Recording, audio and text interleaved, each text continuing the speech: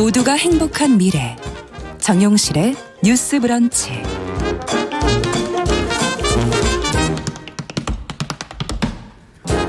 네, 정용실의 뉴스 브런치 듣고 계신 지금 시각 11시 40분 향해 가고 있습니다.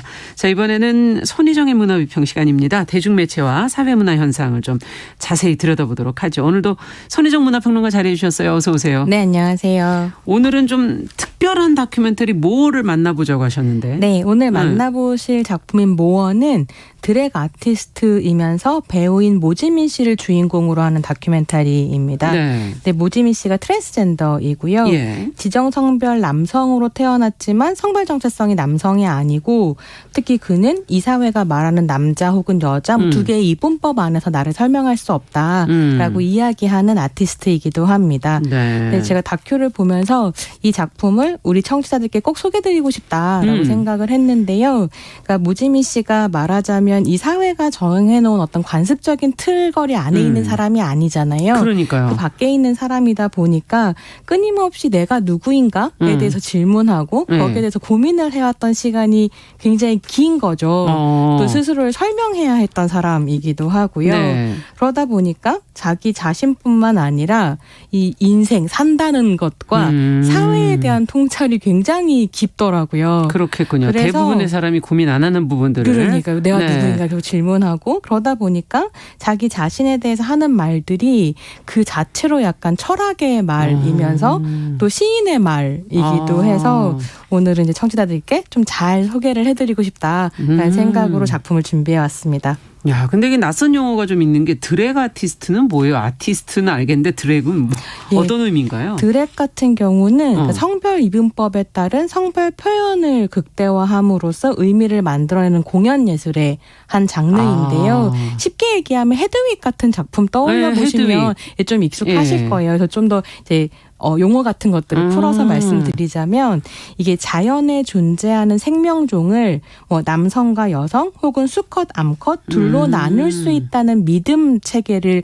성별 이분법이라고 네. 합니다. 그래서 우리가 일반적으로 성별이 남자, 여자 이렇게 두 개라고 그렇죠. 말하고 있지만 예. 사실 이 세상에는 남자, 여자뿐만이 아니라 간성을 비롯해서 근대의학적으로 남자, 여자로 분류할 수 없는 셀 수 없이 많은 성적 차이들이 있습니다.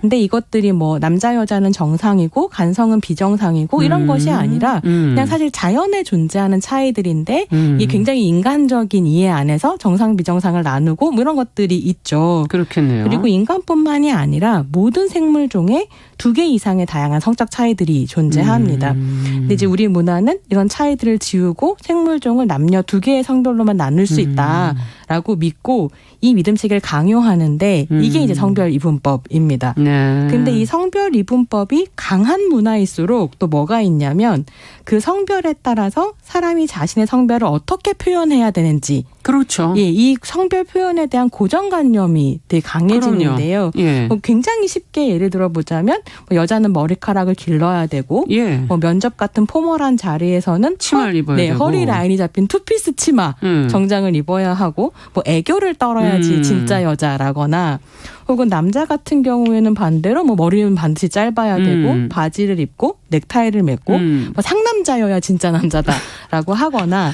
이런 것들이 사실 거기에 해당 안 되는 사람들이 많은데요. 너무 많죠. 보니까요. 이런 것들이 이제 강요된 어떤 성별 표현이라고 할 수 있을 텐데 사실 24시간을 살펴보면 늘 우리는 이 성별 표현을 말하자면 표현하고 살고 있습니다. 근데 드랙 같은 경우는 이 성별 표현을 아주 과장되게 극대화해서 공연의 형식으로 풀어내는 예술 행위이거든요. 예. 그래서 이때 이제 과장된 여성성을 연기하는 것이 드랙 퀸. 이고 과장된 남성성을 연기하는 것을 드랙 킹이라고 합니다. 퀸과 킹으로 나누는군요. 예, 그렇죠. 근데 이게 보통 일반적으로는 본인이 이제 의학적으로 지정받은 성별, 그렇죠. 지정 성별과 다른 반대편의 성별을 표현해 오기도 했었는데요. 요즘엔 반드시 그런 것은 아니고 지정 성별 여성이 오히려 이제 과장된 여성성을 연기하면서 이게 얼마나 부자연스러운가를 표현하기도 하고. 그래서 이제 사회적으로 구성된 여성스러움을 비판하기도 하고요. 지정성별 남성이 드랙 퀸을 연기하면서 사실은 얼마나 남성도 소위 사회적으로 말하는 그렇죠. 여성다움을 자연스럽게 표현할 수 있는가 뭐 이런 것들을 보여주기도 합니다. 이제 설명은 좀 복잡했지만 앞에서 말씀드린 것처럼 가장 쉬운 예로 헤드윅 같은 떠올리니까 작품. 예. 네. 근데 그게 이제 정확하게 드랙 공연을 보실 수 있는 작품인데요. 이게 그 뮤지컬의 주인공 헤드윅이 트랜스젠더 여성이자 드랙 퀸으로 그렇죠. 이제 설정이 되어 있고요. 한국에서 이 헤드윅이라고 하는 트랜스젠더 캐릭터를 지금까지 다 이제 시스젠더 남성들이 네. 연기를 해왔죠. 해왔잖아요. 네. 그때 그 배우들이 선보이는 연기가 그 자체로 드랙 퍼포먼스라고 할 수 있겠습니다. 네. 그래서 이 드랙 퍼포먼스 자체는 성별 이분법에 대한 비평적 코멘트이기도 한데요. 그러네요. 정치적 의미가 있기도 하지만 사실 꼭 그런 의미를 부여하지 않아도 굉장히 화려하고 그 자체로 흥미롭고 볼거리가 되는 예, 아름답고 스펙타클한 거죠. 헤드윅도 그런 느낌이 있죠. 네, 그렇습니다. 그래서 21세기에 들어서는 이게 예전에 이제 성소유자 하위 문화로 등장했었던 공연인데 21세기에 들어서는 예컨대 미국의 드랙 레이스라고 굉장히 유명한 드랙 아티스트들 서바이벌 오디션 프로그램이 있거든요. 그렇군요. 누가 더 잘하나 이런 것들을 이제 경영하는데 이게 벌써 시즌 10이 넘어가고 있어요. 그래서 굉장히 인기가 있고 뭐 한국에서는 아직 들어오지 않았지만 여러 국가에서 리메이크가 되면서 이미 굉장히 대중문화로 이렇게 부상한 그러면은 장르이기도 합니다. 뭐 헤드윅은 좀 경우가 다르겠지만 지금 이 모지민 씨는 뭘 하시다가 이쪽으로 오신 걸까요? 네, 모지민 씨 같은 경우는 예술하시다가 원래는 발레 전공자. 발레 전공자. 네, 이분이 이제 78년에 전라남도 무안에서 출생하셨어요. 그래서 어렸을 때부터 엄청난 끼순이었고 부모님이 농부셔가지고 농촌에서 태어난 사람인 거죠. 굉장히 눈에 띄는 사람이었던 것 같고 네. 국민 체조도 그야말로 무용으로 승화시키는 이런 재능이 있었던 사람인 거죠. 국민 체조를. 네. 네. 그래서 중학교 선생님이 그 타고난 재능을 알아보고 부모님께 이제 발레를 시켜라. 라고 이야기를 하셨고 부모님이 또 진짜 그렇게 하신 거예요. 그래서 모지민 씨 같은 경우는 목포예술고등학교를 지나서 한국예술종합학교 정말 가셔야 될 길을 가셨네요. 네, 공부를 했고 그야말로 엘리트 코스를 밟은 발레리나이기도 했습니다. 근데 다큐를 보면 부모님 같은 경우에는 이게 딸 노릇하는 아들이란 표현이 나오는데요. 이 딸 노릇하는 아들을 너무 사랑하고 귀여워 하시고요. 네. 그러니까 어머니는 그래서 우리 아들은 어디 가나 사랑을 받았을 거야. 뭐 이렇게 얘기를 하시는데 실제로 학교 생활은 그렇지 않았었던 것 같고요. 그러니까 아무래도 편견을 안고 살아가는 사람들 사이에서는 뭐 우리가 보통 하는 말로 하자면 계집애 같은 남자아이 뭐 이렇게 생각하면서 굉장히 이제 약간 학교폭력을 당하기도 했었고 그런 괴롭힘은 대학을 지나서 군대까지 이어졌었던 것 같아요. 예, 그래서 군대 같은 경우에는 심지어 성소수자라는 이유로 정신병원에 이렇게 보내기도 하면서 사실 말도 안 되는 여러 가지 폭력들을 경험을 하셨던 거죠. 그래서 이게 그 다큐 제목인 모어가 무슨 의미냐면 네, 무슨 뜻이에요? 털난 물고기 라는 뜻이거든요. 그래서 털모자에 물고기 어자를 붙여서 모지민 씨가 스스로를 모어가 아니고요. 그러니까 원래는 그 영어 모어 조금 더라는 의미의 모어로 활동을 하다가 글을 쓰시기 시작하면서 이 영어 모어에 한국어 의미를 덧붙이신 거죠. 한자로 털모자에 물고기에서 모어인 건데요. 네. 이 모어라는 단어에 대해서 모지민 씨가 뭐라고 설명하냐면 이게 털난 물고기라고 하는 건 굉장히 이질적이고 사회에 잘 없는 어떤 거잖아요. 그렇죠. 그런 이질적인 것을 존재를 의미하는 그 단어가 나를 정확하게 설명해주는 이음절이다. 뭐 이렇게 이제 인터뷰에서 얘기를 하기도 하는데 그렇게 말하자면 그러니까 물에 살아야 되는데 무트로 떠밀려온 물고기처럼 그렇죠. 여기저기에서 이질적으로 떠돌았던 역사들이 있었고 그게 너무 답답했었는데 그 탈출구를 찾았던 것이 이태원의 이제 성소수자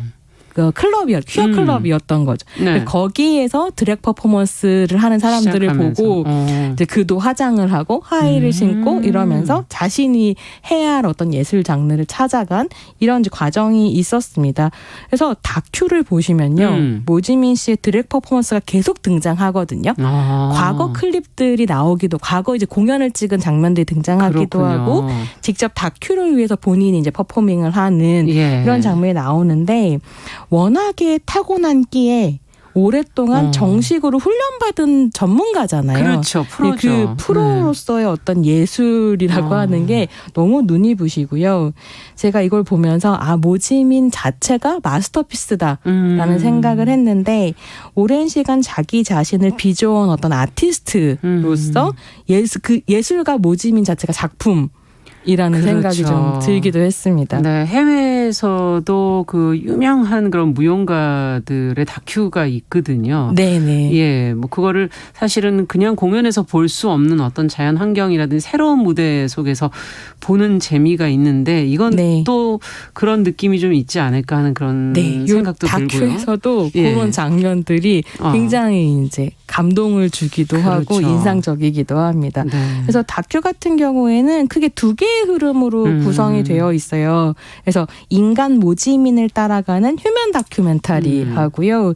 이제 지금 말씀하신 것처럼 드랙 아티스트로서의 어떤 퍼포먼스를 보여주는 일종의 퀴어 뮤지컬처럼 음악이 막 흐르면서 퍼포밍을 하는 이런 두 개의 장르가 섞여 있고요. 모지민 씨가 자신의 이야기다 보니까 쭉 다큐멘터리에서 나레이션을 하시는데 그 이게 일상적인 톤의 나레이션과 굉장히 연극적인 톤의 나레이션이 번갈아 등장하면서 어떻게 보면 이런 식의 장르가 혼종적으로 섞여 있다라는 것 자체가 형식적으로 그렇죠. 모지민의 삶을 보여주는 것이기도 한 거죠. 근데 그 이제 인간적인 면모를 보여주는 다큐멘터리 그 부분에서는 특히 20년 동안 함께 해왔었던 파트너가 있어요. 러시아 출신의 과학자인 제냐 씨가 나오는데요. 굉장히 오랫동안 이제 같이 해온 파트너이고 이 사람과의 이야기가 중요하게 다뤄지고요. 퀴어 뮤지컬 톤에서는 말씀하신 것처럼 뭐 광화문 광장, 태극기 부대 시위 앞 아니면 뭐 산속 아니면 산속, 농촌 이런 데서 막 이제 드래키니 가장 어떤 장소에서 하는 공연이 가장 인상적이셨어요? 저는 사실 다 굉장히 아름다운데 그렇죠. 정말 인상적이었던 것 중에 하나는 이 제냐 씨하고 부모님 댁, 무안의 부모님 댁을 방문하는 장면이 있어요. 거기에서 저녁 먹고 엄마 아빠랑 재밌게 놀다가 그러니까 부모님이 모지민 씨를 여전히 아들이라고 생각하지만 아들의 파트너가 남자인 건 아시는 거죠. 그래서 이제 네 사람이 즐거운 시간을 보내고 나서 그 다음 날에 아버지가 경운기를 이렇게 몰고 어디로 가시는데 그렇죠. 거기서는 뭐 가셔야죠. 일상적으로 일하셔야 되지 타는 뭐. 그 경운기 위에 모지민 씨와 제냐 씨가 같이 타고 이제 가는 거예요. 근데 그때 모지민 씨가 드랙 퀸 분장을 하고 쭉 가는 장면이 나오거든요. 프리실라 영화의 한 장면처럼 가는데 그게 아버지가 모지민 씨가 드랙을 한 걸 본 첫 순간이었고 도깨비 같고 좋다라고 얘기하셨다고 하더라고요. 근데 부모님도 상당히 성격이 너무 사랑하고 그리고 이해하는 거죠. 그렇죠. 아들의 진짜 다름을. 깊은 사랑인 거죠. 어떻게 보면. 너무 인상적이었고 근데 그랬을 때 그 장면이 뭐 이 다큐가 선보이는 모지민 씨의 퍼포먼스의 가장 아름다운 장면인가라고 하면 사실 저는 그렇지는 않다고 생각해요. 더 아름다운 장면들이 있는데 가장 놀라운 장면인가? 라고 하면 아버지와의 관계까지 생각했을 때 굉장히 이제 마음이 움직이는 장면이기도 했고요. 제가 올해 1월부터 6월까지 한 60편 정도의 장편 영화를 봤거든요. 이게 보는 게 일이니까요. 그렇죠. 근데 그 영화들을 본 시간을 다 합치면 한 10,000분 정도가 되던데 그 10,000분 중에 가장 놀라운 1분이기는 했습니다. 그래서 이제 극장에서 확인해 보시면 좋겠다. 그렇겠네요. 이런 생각이 들더라고요. 네. 그럼 감독은 누군가요? 네, 감독도 좀 흥미로운데 감독이 이이라 감독이라고요. 일본에서 다큐멘터리를 공부한 감독이고요. 전작이 좀 화제작이기도 했습니다. 카운터스라는 다큐멘터리인데 이 작품에서 뭘 다루고 있냐면 제특회 아시죠? 일본에 있는 제1조선인 특권을 용납하지 않는 시민 모임이 제특회이고 일본의 대표적인 넷 우익입니다. 그러니까 한국의 일베와도 종종 비교가 됐었던 집단인데요. 이 제특회와 싸우면서 일본에서 혐오 표현 금지법 제정을 일궈냈었던 카운터스라는 시민 모임이 있습니다. 그래서 이제 일본의 반인종주의, 반소수자 뭐 차별 이런 운동을 하는 이런 이제 단체인데요. 다큐 같은 경우에는 이 카운터스로 활동하는 사람들 중에서도 특히 전직 야쿠자 출신의 다카하시라는 사람을 주인공으로 해요. 자칭 상남자이고요. 이 사람은 사실 일본의 우익인데 이 사람 입장에서는 네. 진짜 우익이라면 진짜 남자라면 소수자를 괴롭히지 않는다. 라는 이제 믿음을 가지고 제트크를 쫓아다니면서 폭력에 폭력으로 응수했던 사람입니다. 그래서 사실은 다카하시의 활동 같은 경우는 굉장히 논쟁적이었고요. 그러네요. 폭력에 폭력을 한다는 건 뭐 한무라비 법전 아니면서 이걸 어떻게 해석해야 되나 하는 것들이 좀 이제 논쟁적이었었던 거고. 네. 근데 이 카운터스를 생각해 보면 사실 모지민과 다카하시는 완전히 반대편에 있는 두 사람인 거죠. 그래서 이기라 감독이 다카하시를 다룰 때 는 일본에 있는 학원 폭력물의 장르 관습을 따라가요. 그래서 이 다카하시라고 하는 남성 자체가 드러내고자 하는 그 남성성이라고 하는 걸 약간 거리 두고 보게 만드는 이런 식의 이제 장르를 취했었다고 한다면 물론 또 이게 논쟁적이긴 하죠. 왜냐하면 그 장르 안에서 결국 다카하시가 남성 영웅으로 그려지기는 하거든요. 그래서 비판받았던 부분들이 있었는데 이번에는 모지민이라고 하는 완전히 다른 존재론을 가지고 있는 사람을 표현하기 위해서 또 장르가 다른 겁니까? 휴먼 다크와 퀴어 뮤지컬을 함께 섞는 이런 걸 보여주면 좀 재밌었는데요. 예. 그러나 관통하는 뭔가는 있는 것 같은 느낌이 그러니까요. 드네요. 그래서 너무 재밌다고 생각했는데 예. 한 사람은 성별 이분법으로부터 탈주해서 퀴어로서 그렇죠. 어떤 여성성을 퍼포밍한다면 한 사람은 성별 이분법 안에서 진짜 남자의 화신으로서 남성성을 퍼포밍했었던 그렇죠. 사람이기도 한 거죠. 예. 그래서 어떤 관심사가 통하고 있는 부분이 있다 이런 생각이 들기도 했습니다. 네. 끝으로 좀 정리를 해 주신다면. 네, 이게 퀴어 뮤지컬이라고 말씀드렸는데요. 예. 음악이 또 굉장히 좋아요. 그래서 2022년 올해 대중음악상 올해의 음반상을 수상했던 가수 이랑 씨가 음악을 담당하고 있어서요. 음악도 함께 보시면 아주 즐거운 시간이 되실 것 같습니다. 볼만한 거리들이 굉장히 많네요. 그렇습니다. 들을 만한 것도 있고. 네. 오늘 손희정의 문화비평 시간에는 드랙 아티스트의 주인으로 한 이 퀴어 다큐멘터리 모를 같이 한번 들여다봤습니다. 손희정 평론가